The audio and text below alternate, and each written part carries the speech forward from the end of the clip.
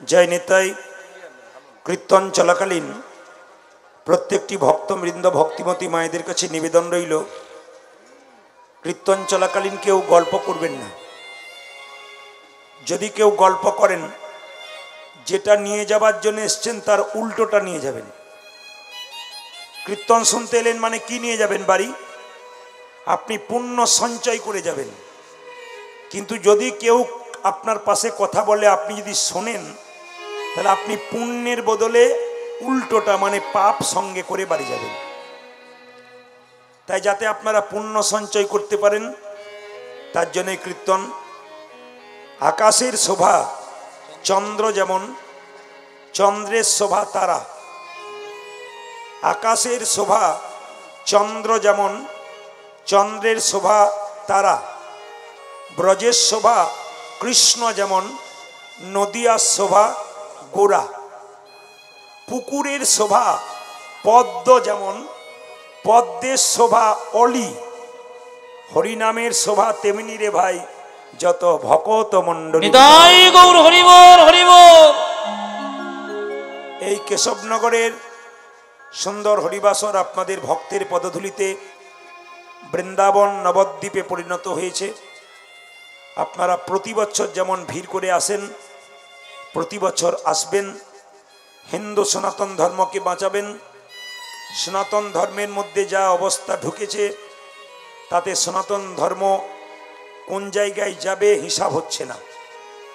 কারণ এখন থেকে তো মানুষ টাকার লোভে, অনেক কিছুর লোভে খ্রিস্টান ধর্ম গ্রহণ করছে। ওদেরকে বলবেন নিজের বাবাকে যেন বাবা না বলে, পরের বাবাকে বাবা বলতে বলবেন। মা কাকিমারা সন্ধ্যাবেলায় প্রদীপ দিতে শিখিয়েছিল, তুলসী মন্দিরে জল দিতে শিখিয়েছিল। ওদেরকে বলবেন মা কাকিমার আচারগুলো ভুলে গিয়ে তোরা অন্যায় করতে যাচ্ছিস। আমার তো মনে হয় এরকম করা উচিত, যারা হিন্দু ধর্ম সনাতন ধর্ম থেকে ওই ধর্মে চলে যাচ্ছে, তাদের বাড়িতে কোনো বিপদ হলে আপনারা কেউ যাবেন না। এক নম্বর, তাদের বাড়িতে ভোজ হলে আপনারা কেউ যাবেন না, কারণ এগুলো সনাতন ধর্মের কুলাঙ্গার।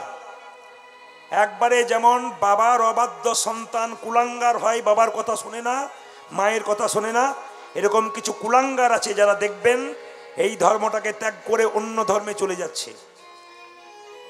এদেরকে শিখিয়ে দেবেন যে তোমার মা কাকিমা সন্ধ্যা প্রদীপ দিয়েছে, হরিনাম করেছে, তুমি ওই ধর্মটাকে গ্রহণ করে মা কাকিমাকে অপমান করছো। তাই বারবার নিবেদন রইল আপনাদের কাছে, ছেলে মেয়েকে কি শিক্ষা দেবেন আপনারা? সনাতন ধর্মকে বাঁচান। মহাপ্রভু যে ধন দিয়ে গেলেন, সে ধনকে সম্মান দেওয়া আমাদের কর্তব্য।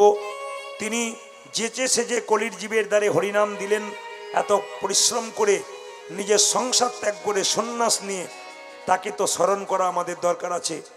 সে গৌরাঙ্গ মহাপ্রভু কি? জোরে, গৌরাঙ্গ মহাপ্রভু কি?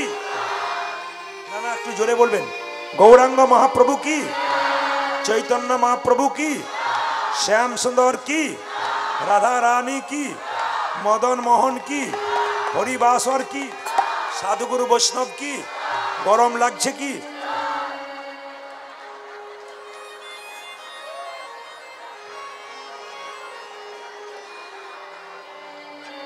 বেশ বেশ বেশ, আসলে কিছু মনে করবেন না, আস্তে আস্তে আস্তে। জয় নিতাই। সকলে একবার জোরে উলুধ্বনিতে নিতাই গৌর হরি হরি বল। বেশ, আসলে আপনাদের এই কেশবনগরের মাটি, দক্ষিণ চব্বিশ আমি যত গান করেছি, আস্তে আস্তে প্রতিটি জায়গায় দুবারের বেশি তিনবার আমি যাই নাই, কারণ চাপ আছে আমার। ইতিমধ্যে প্রচুর লোক নাম লিখে রেখেছে পরবর্তী বছরের জন্য, তারা পাচ্ছে না। তো এখানকার কমিটির ভালোবাসার টানে আর এদের হয়ে যে সাগর আছে তার ঢেউয়ের টানে পাগল করে দিচ্ছে, তাই মাঝে মাঝে আসতে হচ্ছে। তবে উনি কথা দিয়েছেন এবছর বলার পর আর 5 বছর আপনাকে কিছু বলবো না, এতে আমি শান্তি পেলাম। আবার পাশাপাশি কোথাও আসবো, আপনারা যাবেন। সবাই মিলে বলুন রাধা রানী কি? জয়টা কিন্তু একটু জোরে হবে। শ্যাম সুন্দর কি? বেড়েছে কিন্তু, এত জোরে বলবেন যেন দোরনঘাটা পর্যন্ত যায়। শ্যাম সুন্দর কি? মদন মোহন কি? হরিবাসর কি? আপনার জয় বলছেন না ভয় বলছেন বুঝতে পারছি না, জোরে বলবেন। রাধা রানী কি, শ্যাম সুন্দর কি, মদন মোহন কি, হরিবাসর কি, সাধুগুরু বৈষ্ণব কি, গৌর ভক্তবৃন্দ কি। মহাপ্রভু এলেন নবদ্বীপের মাটিতে, প্রেমের ঠাকুর মহাপ্রভু। শ্রী গৌরাঙ্গ প্রেমের ঠাকুর, প্রেম বিলাতে এলো নদী। আজ শ্রী গৌরাঙ্গ প্রেমের ঠাকুর, প্রেম বিলাতে এলো নদী। গৌরাঙ্গ প্রেমের ঠাকুর, প্রেম বিলাতে এলো নদী। আজ শ্রী গৌরাঙ্গ প্রেমের ঠাকুর, প্রেম বিলাতে এলো নদিয়া।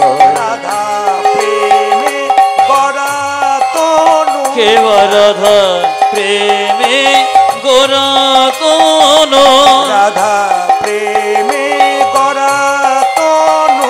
আজ রাধা প্রেমে গোরা তনু, অন্তরে যার শ্যামরাই। কিবা রাধা প্রেমে গোরা কোনো, অন্তরে শ্যামরায়। রাধা প্রেমে গড়া তনু, অন্তরে যার শ্যামরাই।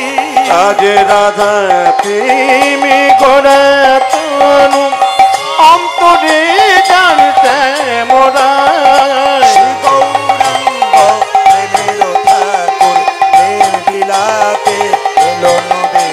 আজ শ্রী গৌরাঙ্গ প্রেমের ঠাকুর, প্রেম বিলাতে এলো নদী। শ্রী গৌরাঙ্গ প্রেমের ঠাকুর, প্রেম বিলাতে এলো নদী।